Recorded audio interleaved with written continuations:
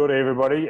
In our last episode, I had the pleasure of interviewing Adam Kavanagh again, and we were talking bow hunting, and we're discussing how we needed to get this man here, Nick Morton, on the show, mate. Before we start, what did you do on the weekend? It looks pretty epic. Judging by your Instagram there, man. Thanks for having me, Ryan. It's a pleasure. But a little bit of a different weekend from what most people know me doing. Just sort of done a little bit of marlin fishing, which is one of my other sort of long-seated hobbies that I've had. So, yeah, I spent the weekend chasing marlin down at Port Stephens in New South Wales. Didn't manage to stick the hooks into any, but we seen a couple and had a good time nonetheless. Right, and who was to blame? Was it the boat driver or you guys on the reels? No, it's kind of early season at the moment. There's a lot of hot water and a lot of current pushing down the coast at the moment, but not much baits amassing with that. So basically you'll find the fish where the bait is. So if there's no bait out there, you're almost driving around in the desert, I guess. So still early days for the season at the moment, but sort of late January, February, March is when it really hots up and fires down on this part of the coast. Awesome. I'm definitely appreciating those warm currents coming past the north coast of New South Wales, mate. It's makes getting out there in the water at 6 a.m. bloody nice. For those, yeah, it's no, you're right. Go on. Sorry. Hey, you're right, mate. I was going to say. Go. I was going to say, yeah, we done that there. But no, I was going to say on the weekend, we actually had water up to 27.5 degrees out on the continental shelf out there. So it's pretty insane how warm water can get just from the natural elements out there. Absolutely. That's freakish. Mate, for those that don't know you, for those who aren't, well, like me, I have to be honest, the last time I shot a bow was probably middle school, and that was a traditional recurve. But for those out there who don't have a passion for this awesome sport that is bow hunting and really want to get into it and are looking at, who is Nick Morton? Well, I guess basically I'm Nick Morton, and I guess most of you guys who are into bow hunting would know me through Ozcut Broadheads. That's my business I founded around 5 years ago. But in a nutshell, I'm just a passionate bow hunter who's, I guess, trying to be exploring the world lately with a bow in my hand. I've got such a love and passion for the sport, and every hunt I undertake is a new adventure, and I'm just really trying to get out there and do as much of it as I can while I'm young, fit and able to. I guess it's whether it's hunting pigs in the mountains, which is my staple, which I do at home, hunting deer, hunting buffalo up north, tahr in New Zealand. I've just got a love for the whole sport and the whole process, and I guess the lifestyle that comes with it. Mate, I said this in the last podcast with Adam. What is it about Australia? Is it the gun laws, or is it just that you guys like to do things a little bit harder than most of us Kiwis? What is it about Australia that everyone seems to have a bow in their hand and is not afraid to chase down a big animal compared to the rifle? For me, I think I don't know whether it's something so instinctual about it. It just feels right to hunt with a bow. No disrespect to anyone who hunts with a rifle or whatever form of hunting you do, but for me, just the level of satisfaction I get from hunting with a bow, you're getting in so close to the animals that you learn their habits so personally. You've got to be really on the game, really switched on to do it all. And I think the whole experience is something a little bit more natural, a bit more primitive, hunting with a bow and arrow like we have done for thousands of years.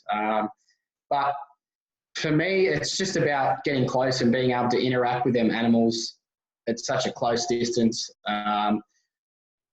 You learn a lot just by observing and visualizing those animals. And it's all part of the process for me, but it's that closeness factor. Do you know what I mean? You're not hunting until you're sub 50 meters generally, whereas with a rifle, it's under 100 yards. You can pull that trigger if you've got a clear shot. With a bow, and especially for me, I like to get in under 30 meters in close and personal. And when I let that arrow go, I know my shot's on the mark 100% every time. So I guess it's that sort of closeness for me, and really interacting with that animal and learning them. That's such a draw card and attraction for bow hunting with me, I guess. Awesome, man. And you said your home range there mostly is in the mountains hunting pigs. Often on your stories, you sit up at 3 a.m. to go for a bit of a drive to get into it. What's your sort of setup and access like? Obviously pretty lucky to get out amongst pigs quite often. Yeah, I wish my alarm was 3 a.m. Generally, it's more like 1:30 in the morning. I've got a couple of hours drive if I leave from home, but I've got a few properties that I hunt up in the Hunter Valley region of New South Wales, but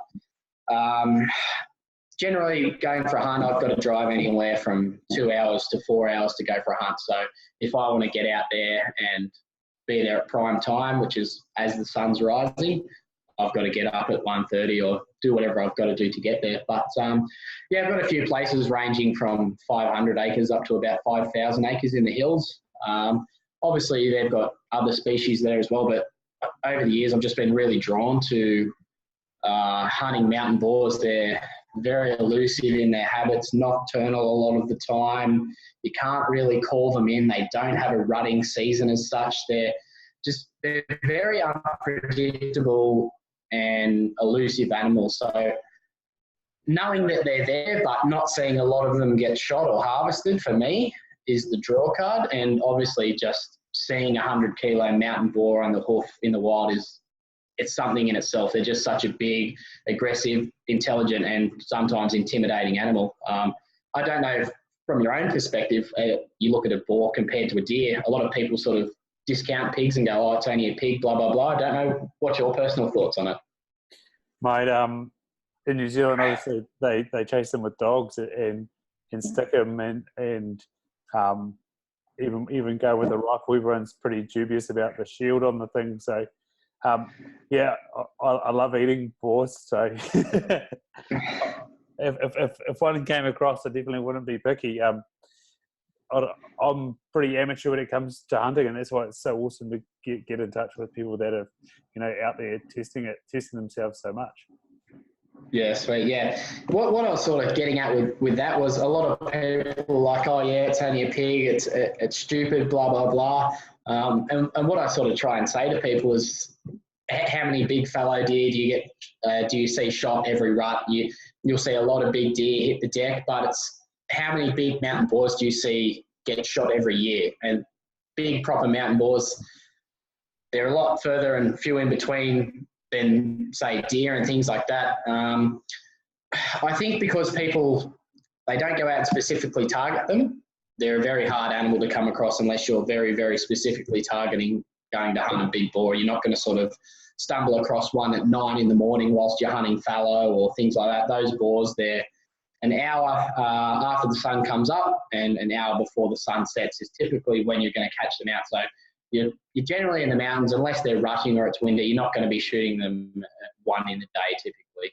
You've really got to go out and chase them specifically. I think that's probably what's really cool about what you're doing as well. Like I said, in New Zealand, most pig hunters are going out with a pack of dogs, and I guess that becomes quite indiscriminate, and plenty of sows and piglets and stuff get taken. But with a bow, you've got that ability to be very purposeful in your target species and your target animal. And is there anything that you're sort of looking for when it comes to a big boar? Like what's the sort of classification for you to target a certain animal? As in animal wise or actual where I'll actually hunt for them? Where I'll start looking for big boars, they need one thing, and that's cover amongst all. They're not going to live in an area where there's no cover. So generally, there's got to be some thick cover around, water close by, and food. But those 3 things are typically what a big boar will like, with the cover being the main focus. So there might be an open hill face with a dense timber line behind it. You'll typically find that those big boars will bed up in the thickest part of that timber, and you'll catch them either going back into that timber early morning once the sun's come up and they've had their feed overnight, or if you're lucky enough, you'll catch them coming out to feed of an afternoon. There's one particular spot I hunt, and I know the pigs bed in this really thick lantana type scrub. I've just had a microphone fall of me. It's not ideal. Just give me one moment.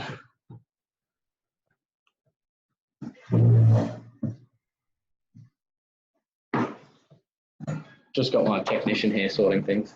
For those who don't know, this is an impromptu mic setup that we done 2 minutes before the podcast started. So,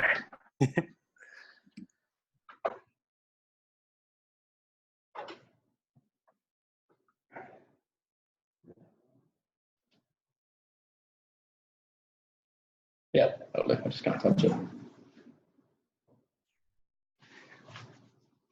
So, I think I was saying there's one particular area that I hunt, and it's, as I said, it's got a lot of thick lantana type scrub there.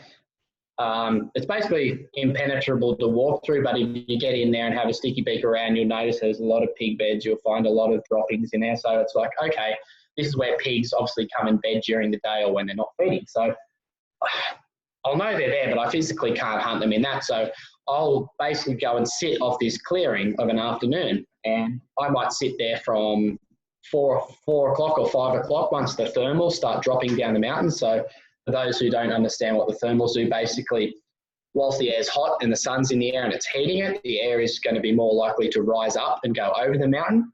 And as the day ends and the sun sets, the air will cool down and be more likely to draw down the mountain. So on this particular part of the mountain, I'll wait for that sun to start setting, the air to cool down, so I know it's going to be dropping away, sort of going away from where the pigs are going to be bedded, and I'll literally sit there until dark.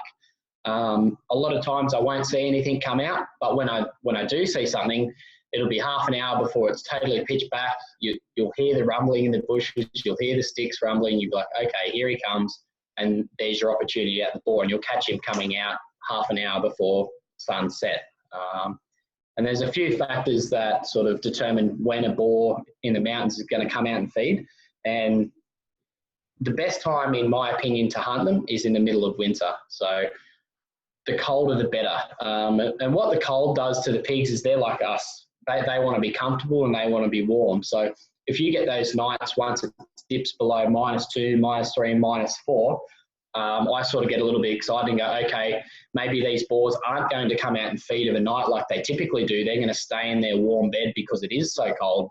And I'll go, okay, as soon as that sun hits the mountain, they're going to be waking up and then being forced to go out and feed in the daylight because they've slept all night to try and stay warm, and now they're hungry. So that weather forces their hand to come out and feed. Sick, man. And then how do you choose which animal's the one that you want? I'm pretty selective, and I guess before I'll cop a little bit of flack about this passing up sows and things like that. A lot of the places I hunt, a couple of guys own as hunting properties and things. So on those places, I will not shoot a sow at all. Sows are pretty much the magnets that keep the boars in the area. If you have no sows, you're not going to have boars. But in saying that, I've got a couple of other places where the landowners obviously want them removed for pests, so I'll go through and arrow what I see. But specifically hunting a big boar, I'll try and avoid anything under around the 55 kilo mark that's sort of under about 3.5 years old. Mainly because a pig of that size, they're a little bit easier to come across. They haven't got in the habits that the big boars have got in. And I know that in that area, if I leave him in 12 months' time, he's going to put on maybe 15 kilos of size and just be a whole different class of pig. If you see some of the photos of some of the real big boars I've shot, the difference between a boar that's 80 kilos and 5 years old and, say, 90, 95 kilos and 8 years old is massive. They're just a different class of animal. So I try and be pretty picky and let a lot of the younger sort of boars go on the blocks that I can. But if he's got the right shape and he's the right size, I'm going to put a stalk in on that boar every single time. Nice. And so obviously with bigger size, that shield comes into a factor. What's the most important thing with where you're placing the shot? Okay. One thing with big boars in particular is if you hit them poorly, 90% of the time you're not going to get them back.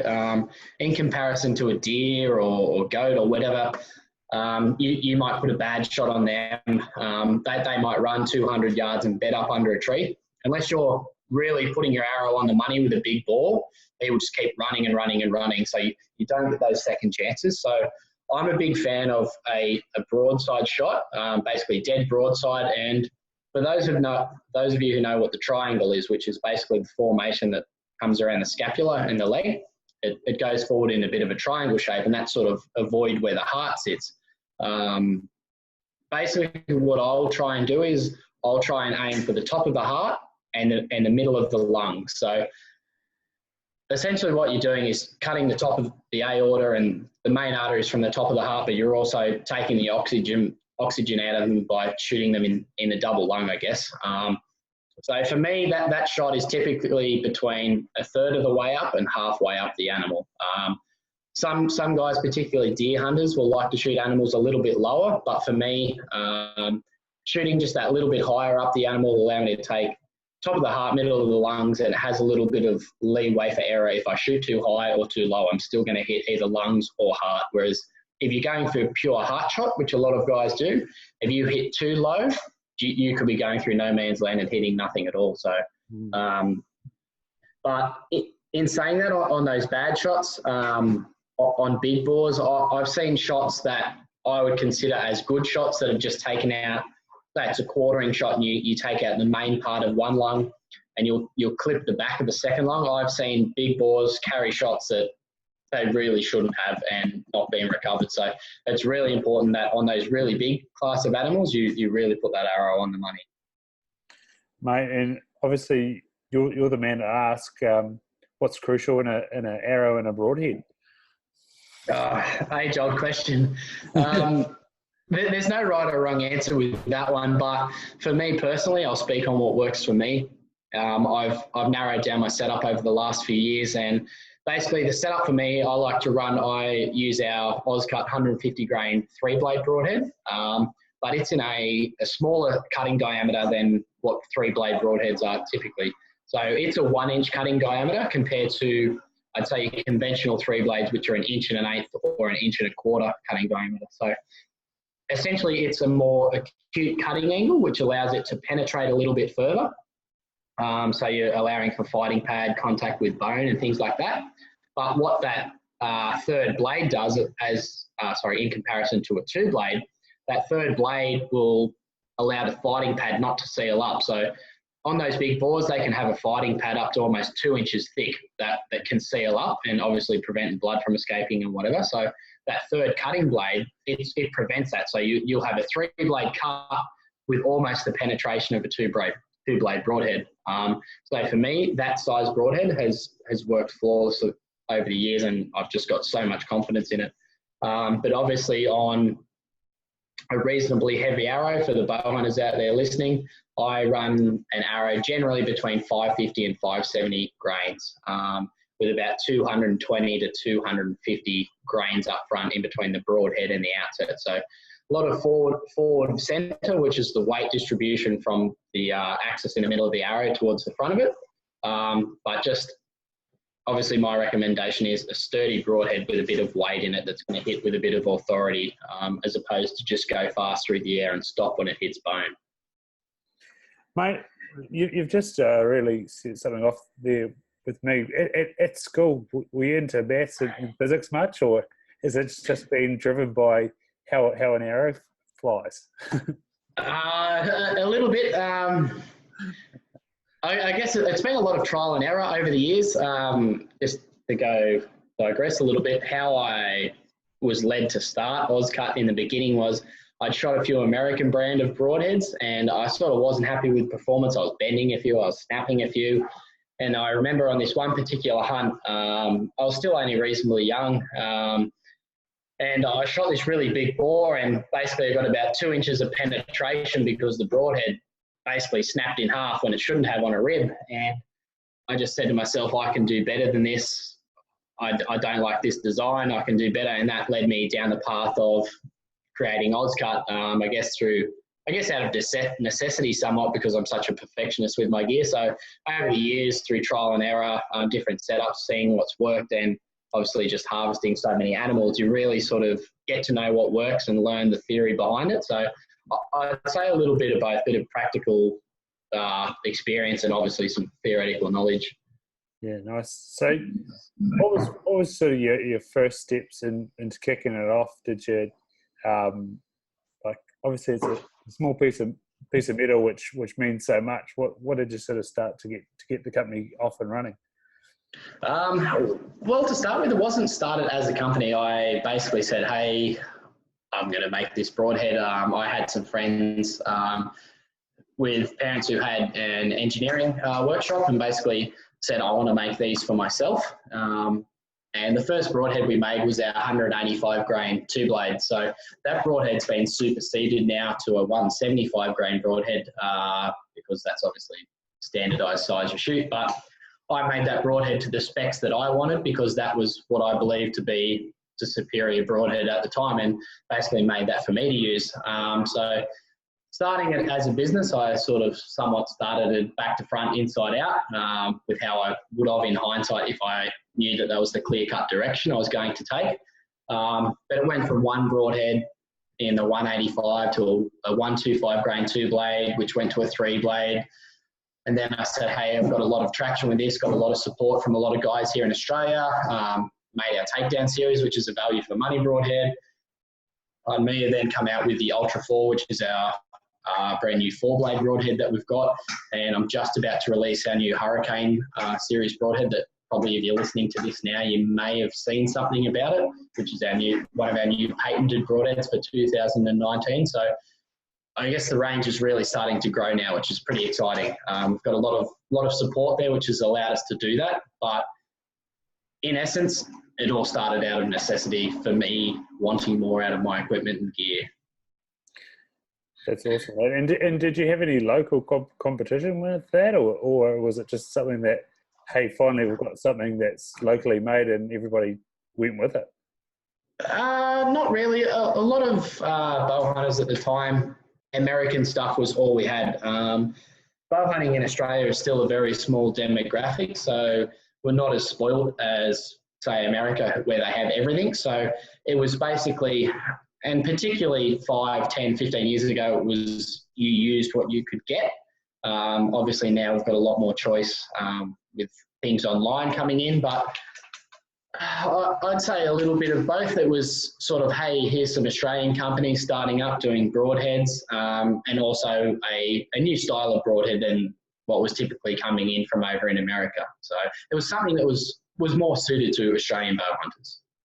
And if you could just touch on the difference between what they were typically designing over there and what made you a little bit different. Yeah, so in America, typically they're hunting more thin-skinned game species, so your whitetail and your elk are basically their staple game animals in North America. So what you would find is they liked really light, really fast broadheads, typically a 3-blade, 4-blade, even an expandable broadhead. And what these would have is they'd have sort of what I would class as flimsy blades, replaceable blades, but in essence were designed to be a one-shot wonder. If you look at it holistically, an American might harvest 1, 2, maybe 3 animals a year if they're lucky, due to the tag system and licensing and however it falls over there. An Australian guy, he might shoot 20, 30, 40, 50 animals a year. So you look at that and it's like, okay, he's going to be spending a lot of money on broadheads. If you're throwing a broadhead an arrow away because it's unusable after every time you shoot an animal, that's going to turn into a very costly exercise. So Aussie guys look for a broadhead that wasn't as fancy necessarily, but was far more durable.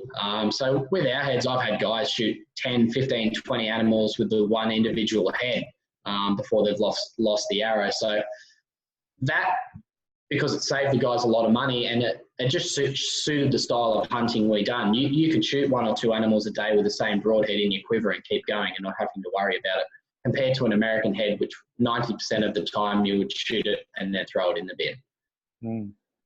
And especially if you've got to import that in, as you said, cost soon racks up. 100%. Mate, you managed to get over there to the States. Tell us about how that came about and what you got out of such an amazing trip.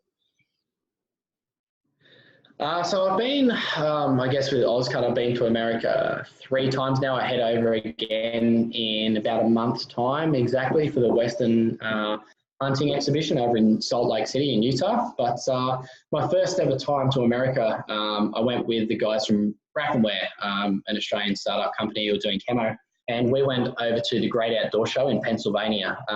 For those of you who don't know what that is, it's basically an outdoor hunting and fishing show, and it runs for 9 days.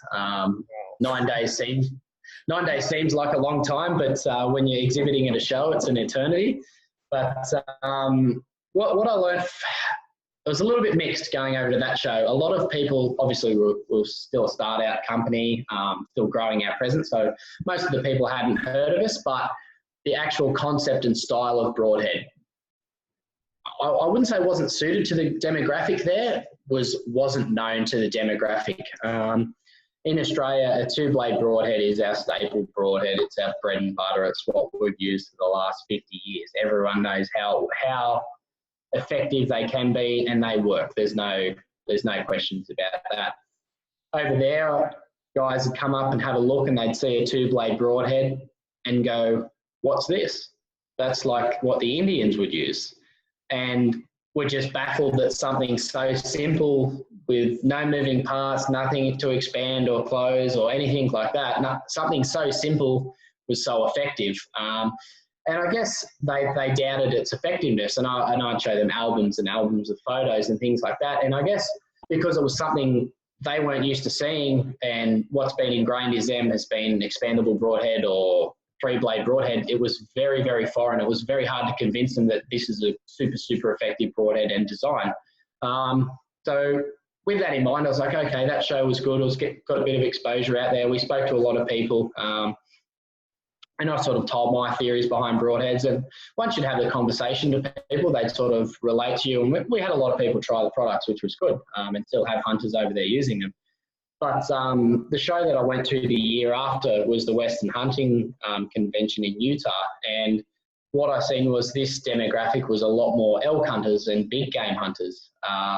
So I was like, okay, these guys are definitely going to have a lot more respect for the products we're bringing over. And by that time we went over, it was in February of 2018, we went over there, and we'd obviously grown a larger presence within the industry. And to my surprise, a lot of people had heard about us, heard good things, and we done really well at that show. There was a good reaction from everyone we come and spoke to. We have a lot of people over there now that are using the product, that have taken bulls, that have taken bucks with Ozcuts over in America.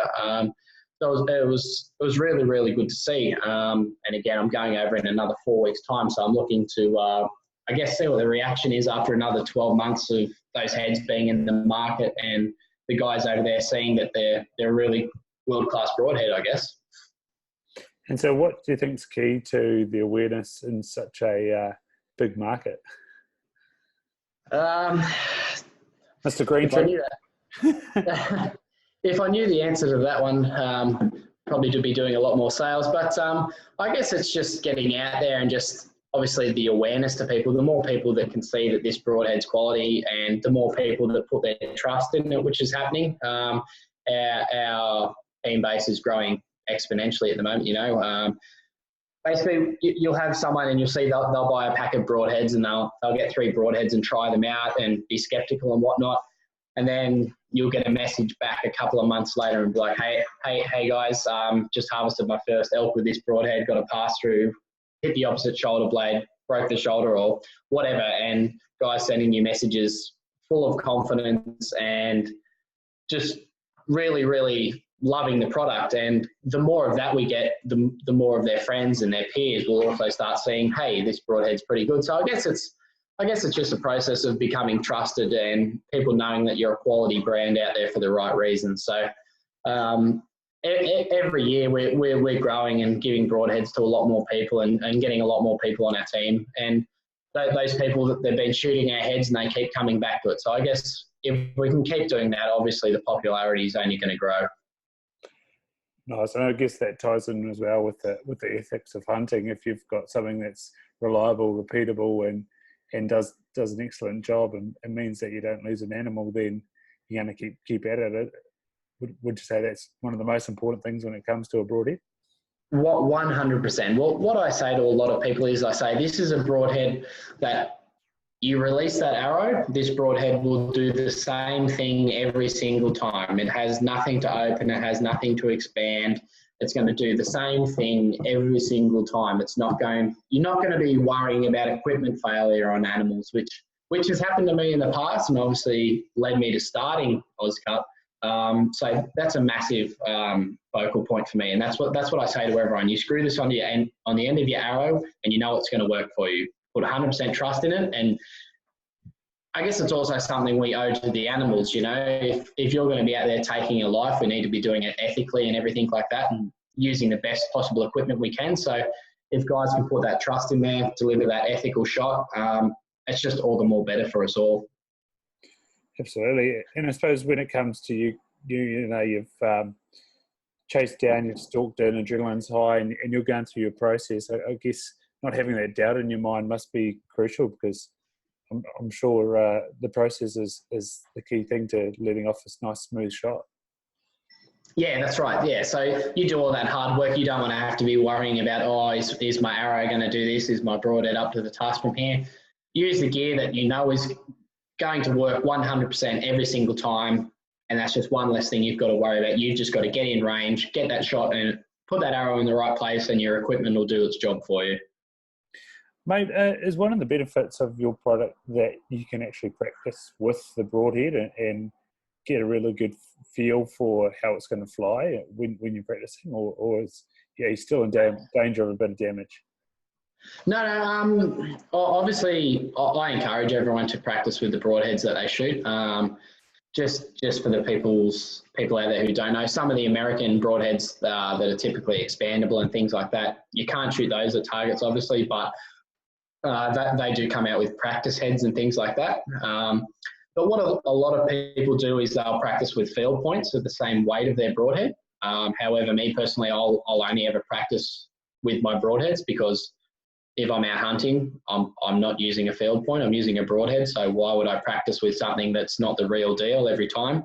If I've got something wrong with my setup, it's going to show, whereas you've got that field point on, it might not show that little discrepancy in your setup. So for me, I'm a massive advocate of practicing with what you hunt with. So 100% practicing with broadheads every single time. No, that's awesome. Another cool feature of what you're doing. Mate, you managed to get over to my homeland and chase a tahr. What was that experience like, mate? And what motivated you to get out there and do it? I did. And the only thing I'm upset about is I didn't do it 10 years ago. I fell in love with New Zealand the moment I set foot in those hills. For me, hunting the mountains is my true passion, and that country over there, just the sheer steepness, the size, just how epic it was.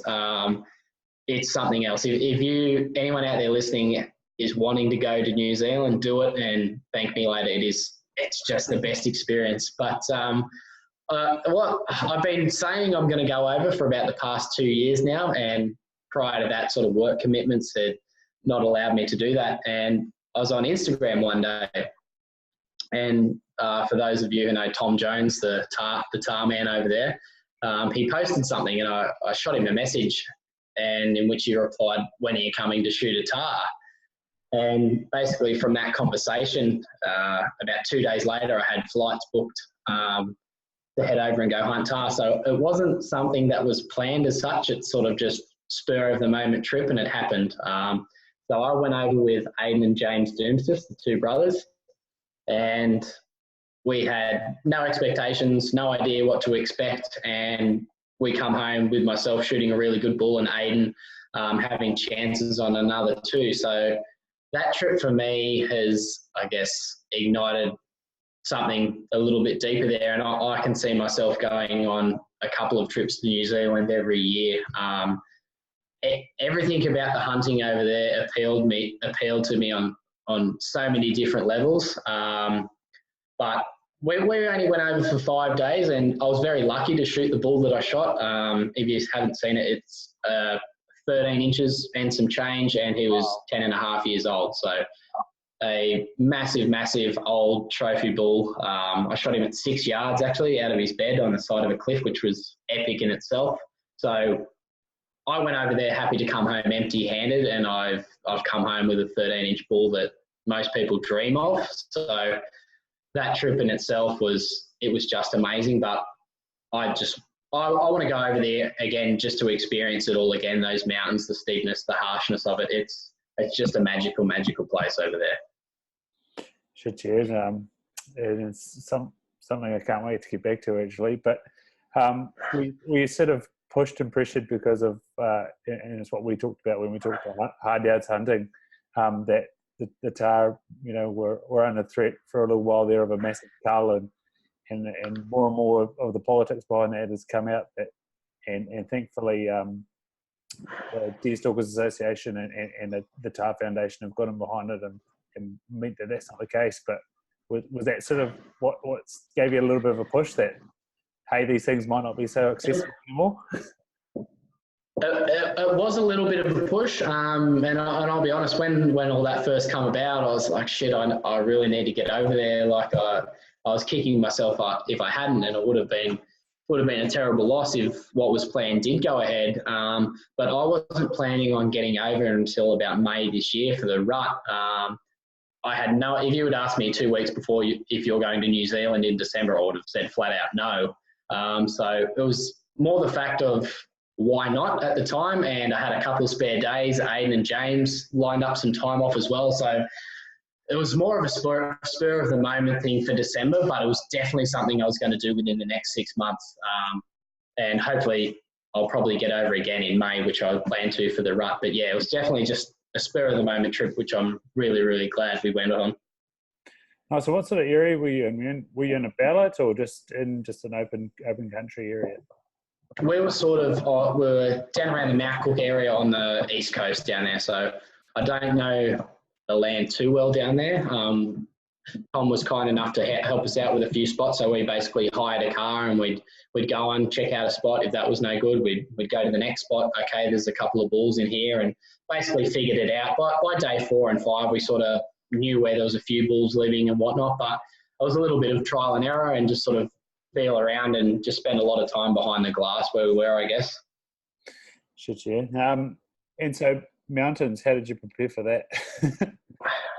Well, I didn't have much time to prepare for that one, but when I was on my hunt in Utah earlier in the year, I think that was November, if it serves me right, I drew a tag at the Western Hunting Convention for Utah late season bull elk in the Wasatch Mountains. So that's a pretty coveted tag in a limited entry unit. So by all means, that's a rifle hunt, but I elected to go over and bow hunt it, of course. So in preparation for that trip, I'm generally hunting 1 or 2 days a week. So I don't do any cardio exercise at the gym. I won't go for a run of a morning because essentially every week I'm getting out in the mountains and I'm doing 20, 25 kilometres a day in the mountains once or twice a week. So that sort of keeps my match fitness up to where it needs to be. But obviously with that massive trip coming up, we're planning on hunting 9 days in the backcountry in bigger mountains that I've ever been in before. So I sort of stepped it up a little bit, and I'll sort of train at the gym between 6 or 7 days a week. So what I was throwing in at the end of every session, I'd get on the Stairmaster with a weighted pack on, and I'd do that for either 45 minutes or an hour with a 20 or 30 kilo pack on. And for those of you who know what that is, it is just absolute hell. So I'd done that for about a month prior to that trip, and I was in one of the fittest shapes I've ever been in my life. I could sort of walk up any mountain when I was going hunting around here without breaking a sweat. But I got over there in the high altitude, and that new level of altitude over 10,000 feet just broke me. That lack of oxygen, it was difficult. But yeah, definitely the preparation before helped me a lot with that one. Yeah, I can only imagine what it's like to be that high. Even New Zealand, when you're up 4,000 feet, you start to find a little bit thin. But yeah, 10,000, wow. What sort of gym were you in, and what were the looks from people around, or was it basically headphones in and look at the stairs? For a while there was everyone that I'd carry my hunting pack in there, and you'd sort of get some weird looks. But it's a pretty friendly gym where I'm at down at home that I've trained at for a long time, so everyone knows everyone there. And it was sort of at the end, it's look at this psychopath on his stair machine up there. But no, it was pretty well received actually. But I offered for a lot of people to have a go and see how difficult it was. But I only had one of my mates who sort of took me up on it, and it became a bit of our ritual. We'd get on the stair machine each, and basically walk until the floor was a pile of sweat around us, which it was good fun. Mate, you might have to add one of those Bane masks to prepare for the altitude. Not that I hear that they work fully, but it might help you get used to the lack of oxygen. Just to make things even more difficult, because that's how we like it. Yeah. Mate, what go back to the start of your journey. How did you get into bow hunting anyway?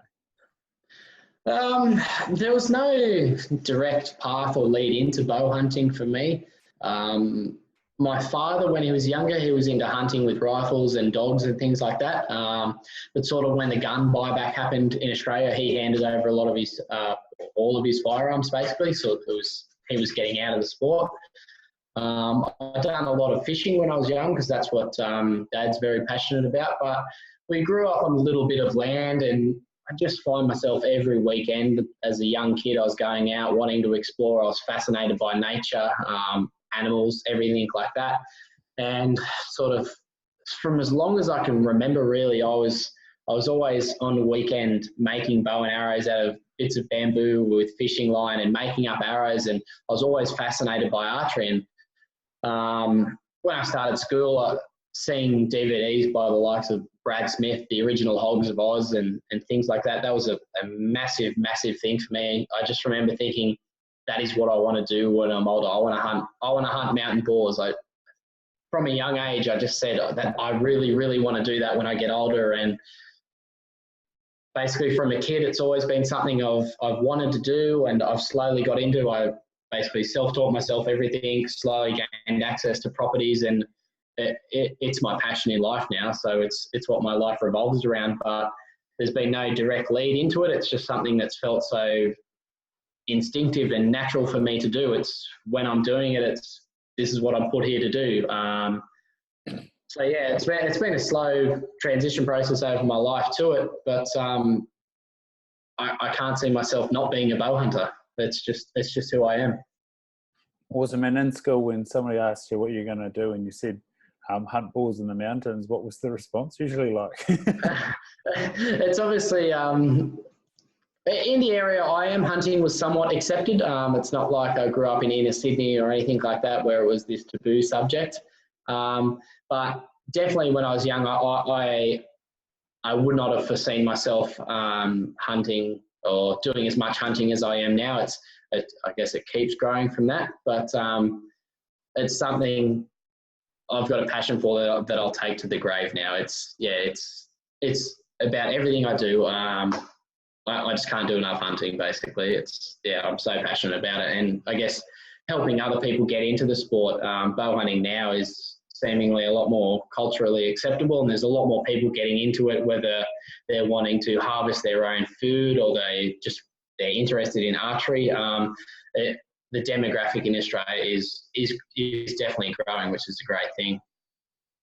I just circling back a bit, you said you sort of did the business thing inside out. What sort of new hat is that? You know, you're known for your hat. Oh, backwards. backwards hat. Yeah. What sort of new hat is that, and learning is that sort of supplied you? The past 3 years, I've learnt so much about business because basically I've had to. But the whole marketing, releasing a product, branding, I had no clue about any of that. I was just a kid who wanted to make a broadhead.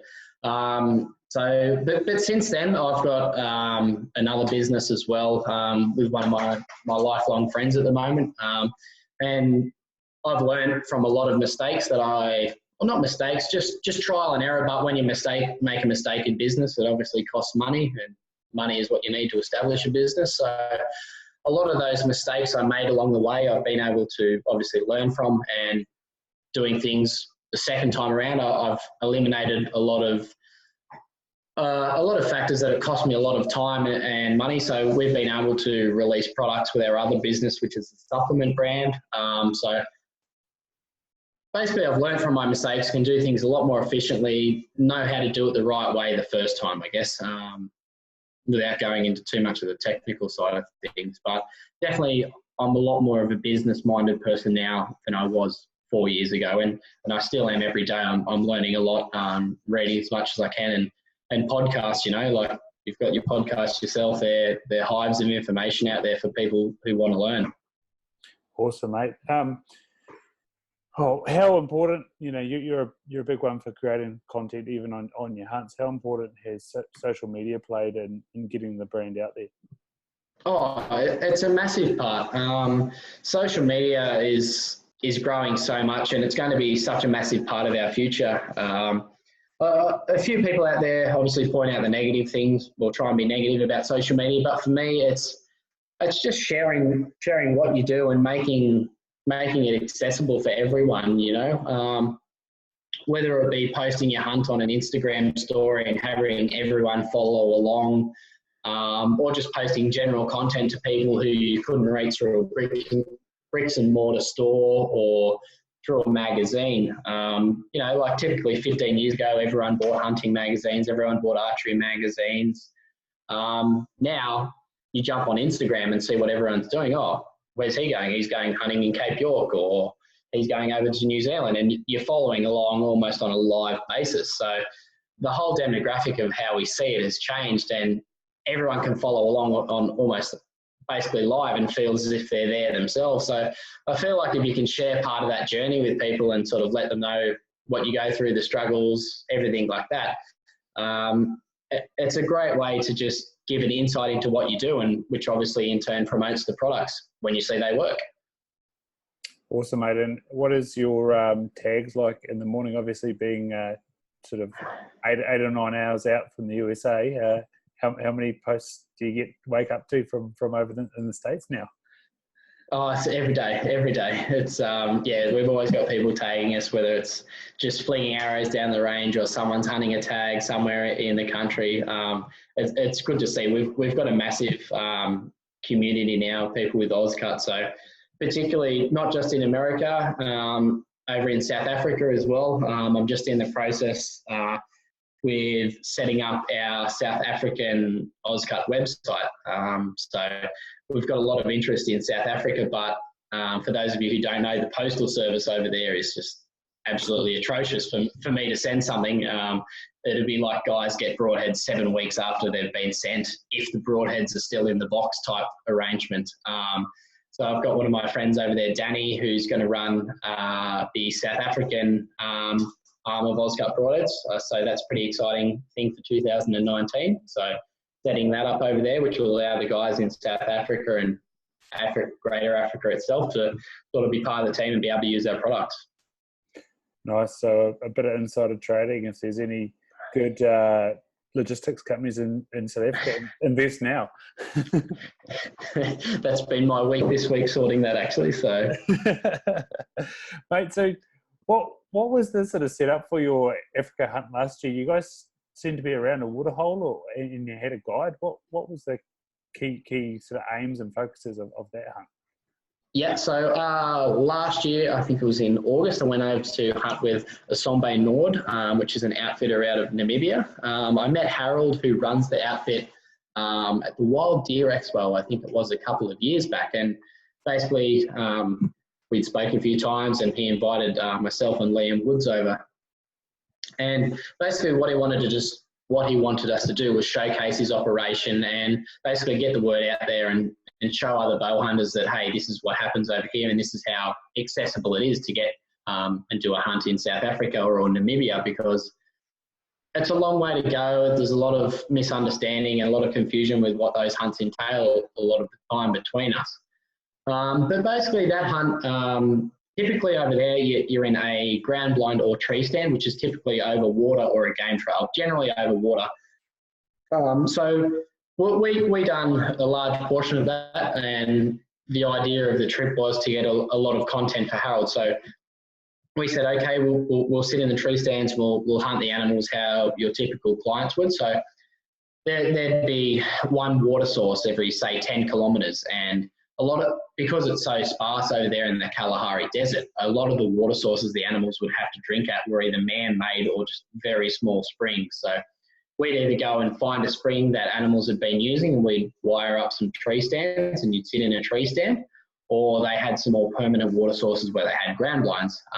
Obviously not everyone's cup of tea, but I can say that it was a lot more difficult than it seems in theory, just to sit in a tree stand and shoot an animal out of water. Those animals over there get hunted by lions, basically. So they are so switched on and flighty, they make our fallow deer look stupid. How switched on they are and how far they could pick movement was incredible. You'd be in a tree stand and they'd pick you from 200 yards out sometimes. It was incredible. But so we've done that side of the hunting, which I'll call the conventional, I guess, South African or African hunting. And then we also went out and done some spot and stalk hunting. And typically, because the animals are so switched on, and in that Kalahari desert, it's very open, very sparse. So the likelihood of success is very minimal, but we were able to go out and we actually, or Liam in particular, shot a kudu bull spot and stalk, which is pretty unheard of over there. And it was the first one that they'd had on that concession shot spot and stalk. So it was a massive achievement for him, and it was really cool to be a part of.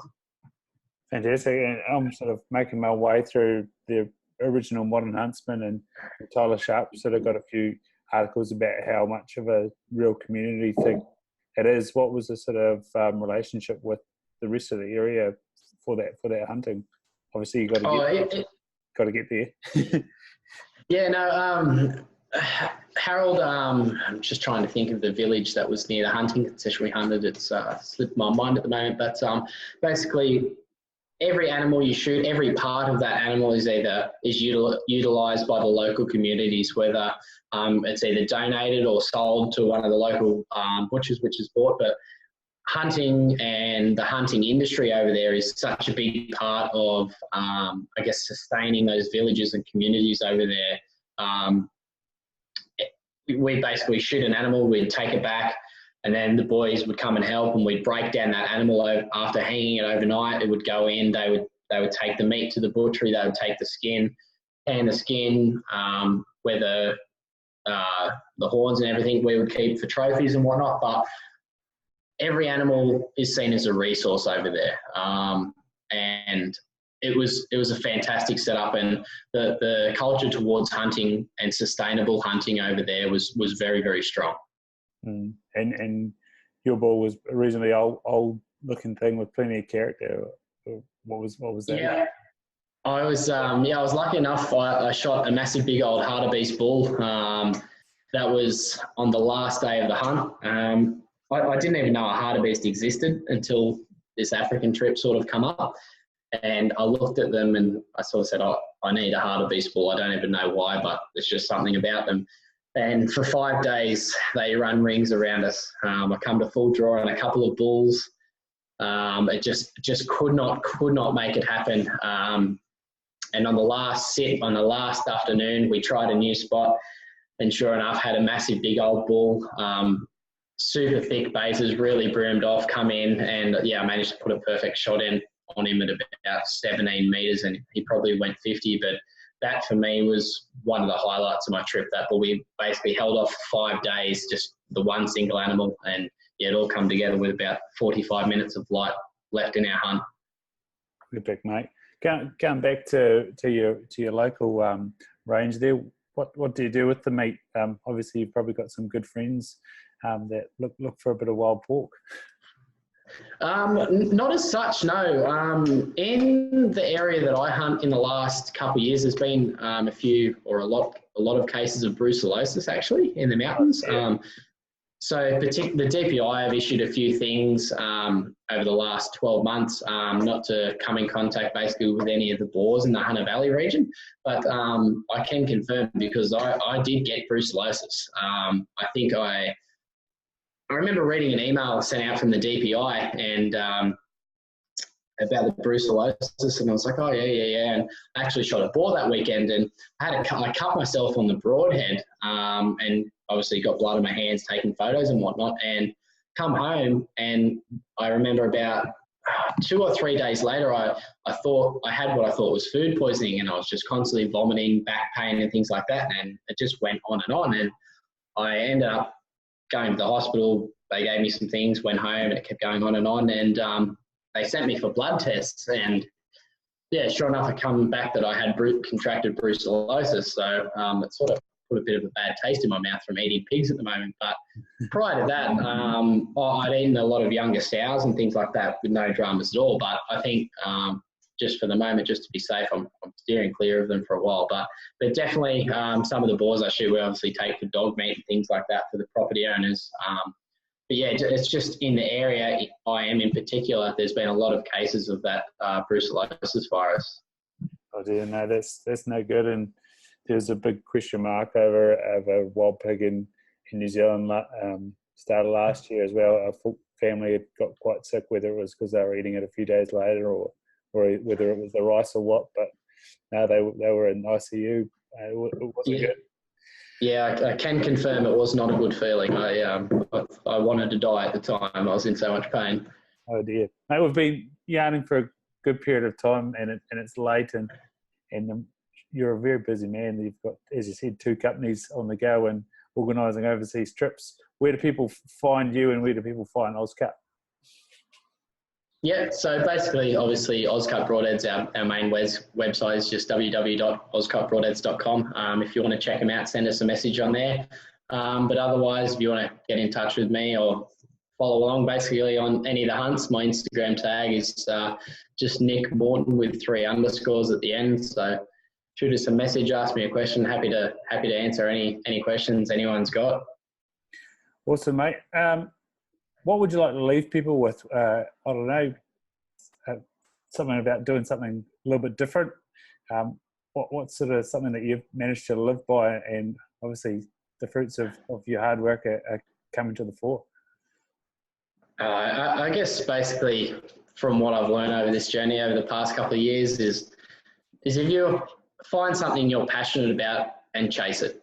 We're only on this earth once, so we get one crack to do all these things. So if you've got a passion in life, whatever it may be, chase it and do as much as you can, because if that's what makes you happy, go on and do it. And that's what I'm trying to do with bow hunting. You know, I'm trying to get to as many places all around the world with as many people as I can with sort of the sport or lifestyle that unites us. So yeah, get out there and just do it, you know, just get amongst it and do as much as you can. Awesome, mate. Thanks so much. And I've learned plenty as well. So I'll be sure to share this with many people who have a common interest. And yeah, thanks again for coming on board. It was an absolute pleasure. No worries, Ryan. It was good to chat. Thank you for having me on, mate. Cheers, brother. Have a good one. You too.